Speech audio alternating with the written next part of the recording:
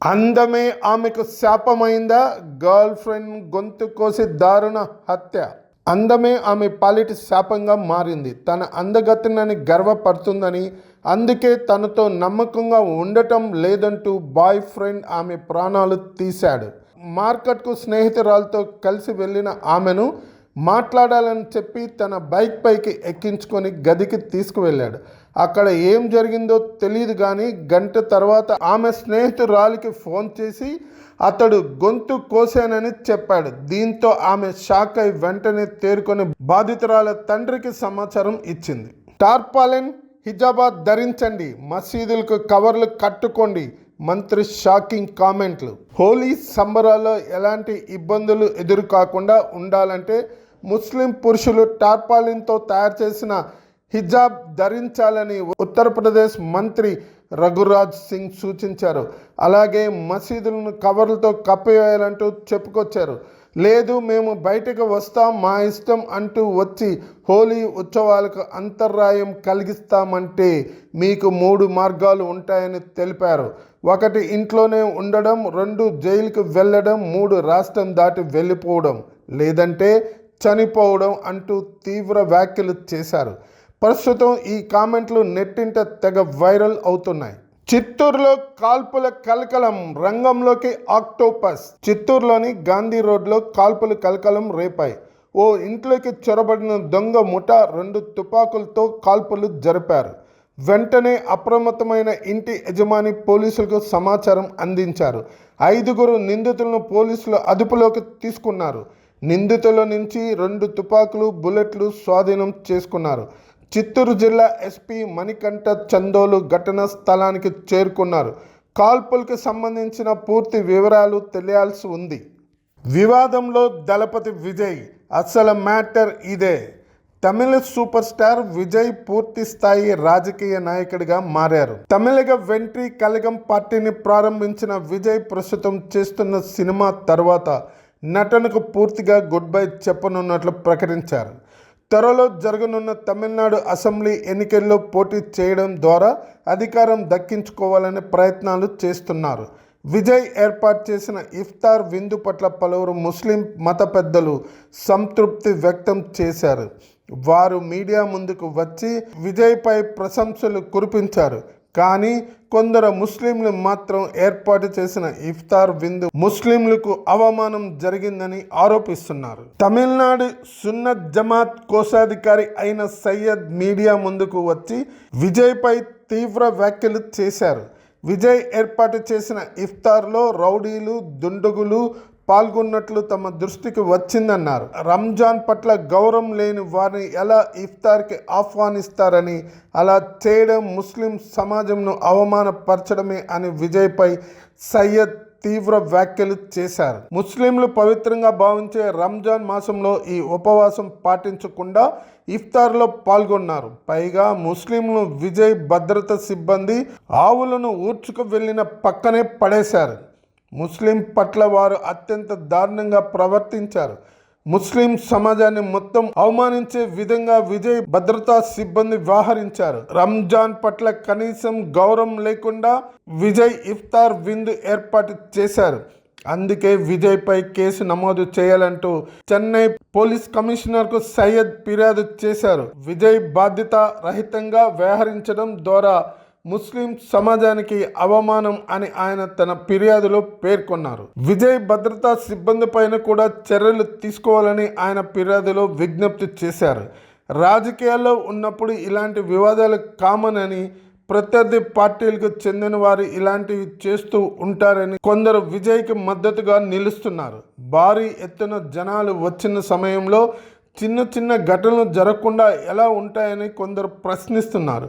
విజయ్ను రాజకీయంగా ఎదుర్కొనలేక కొందరు ఇలాంటి కుట్రలు చేస్తున్నారని విమర్శించే వారు ఉన్నారు.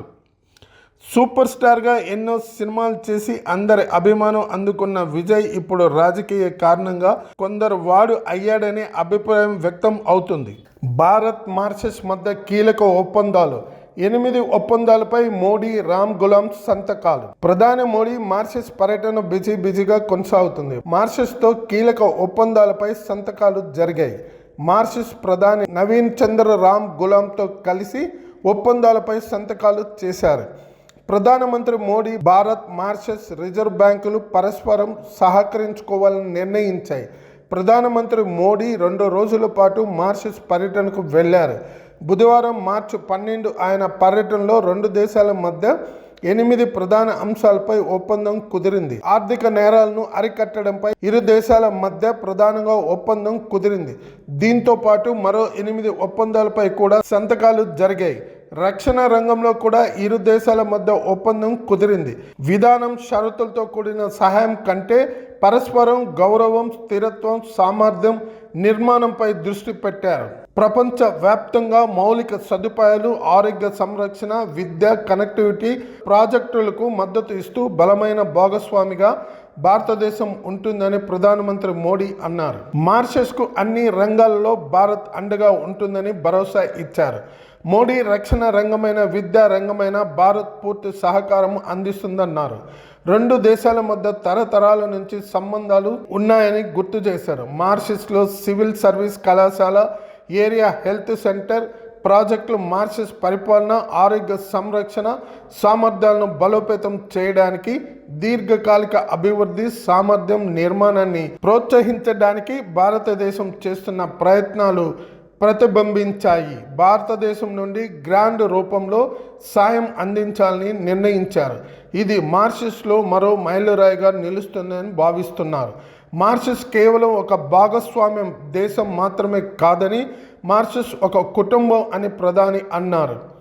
భారతదేశ సముద్ర దృక్పథంలో మారిషస్ కేంద్రంగా ఉంది.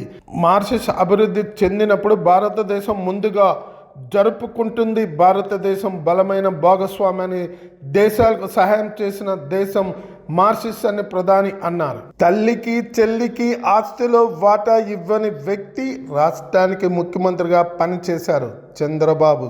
ఆంధ్రప్రదేశ్ శాసనసభలో మహిళా సాధికారితపై స్వల్పకాలిక చర్చల్లో ముఖ్యమంత్రి చంద్రబాబు నాయుడు మాట్లాడారు.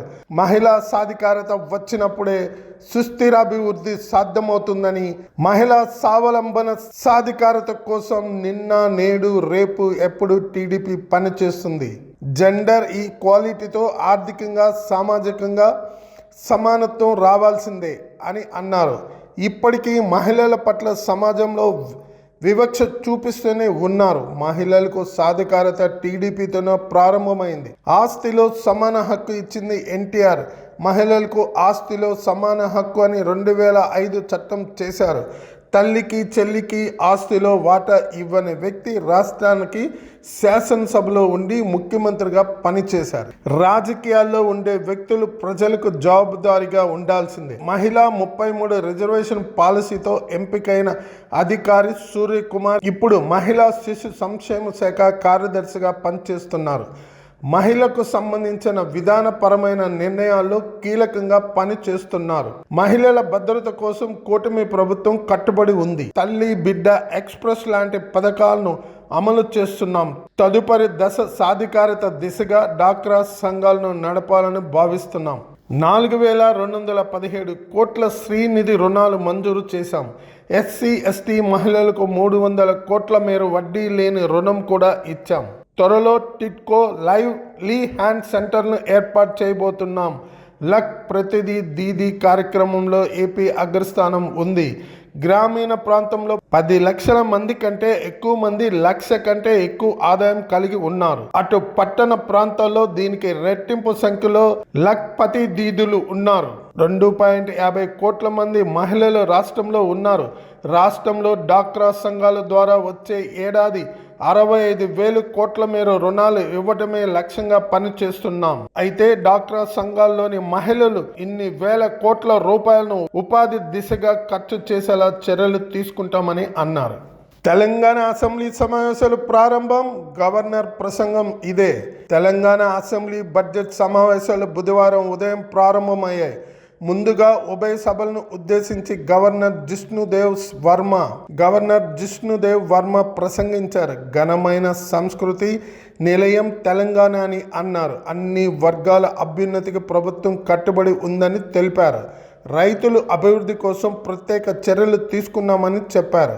ప్రజల కోసం గద్దర్, అంజయ్య వంటి ఎందరో కృషి చేశారన్నారు. జనని జయకేతనం రాష్ట్ర గీతంగా చేసుకున్నామని తెలిపారు. సామాజిక న్యాయం, అభివృద్ధికి ప్రభుత్వం కట్టుబడి ఉందన్నారు. సచివాలయంలో తెలంగాణ తల్లి విగ్రహం ఆవిష్కరించనున్నామన్నారు. తెలంగాణ ప్రజల కులాల సహకారానికి ఈ బడ్జెట్ అన్నారు.